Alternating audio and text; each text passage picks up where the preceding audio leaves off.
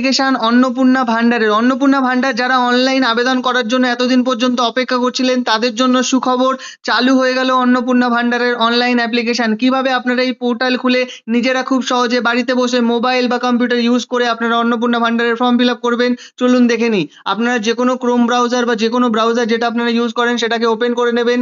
নিয়ে আমি একটা লিঙ্ক আপনাদেরকে দিয়ে রেখেছি আমার ভিডিওর কমেন্ট বক্সে, সেখান থেকে কপি করে এখানে এসে পেস্ট করতে পারেন, বা সেই লিঙ্কে ক্লিক করলে ডিরেক্ট আপনাকে কিন্তু নিয়ে চলে আসবে এই পোর্টালে। এখানে এসে আপনাদেরকে ডিস্ট্রিক্ট সিলেক্ট করতে হবে, ডিস্ট্রিক্ট সিলেক্ট করে নেবেন।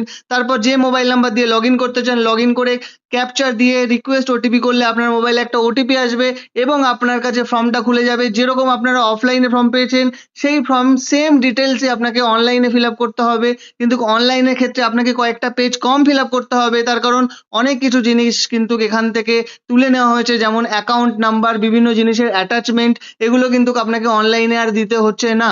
তো যারা এখনো অফলাইনে ফর্ম ফিল আপ করে জমা দেননি বা যাদের এখনো সংশয় আছে অফলাইনের ফর্মটা জমা পড়বে কি পড়বে না, তাদের বলবো আপনারা অনলাইন ফর্মটা ফিল আপ করে জমা করে নিন।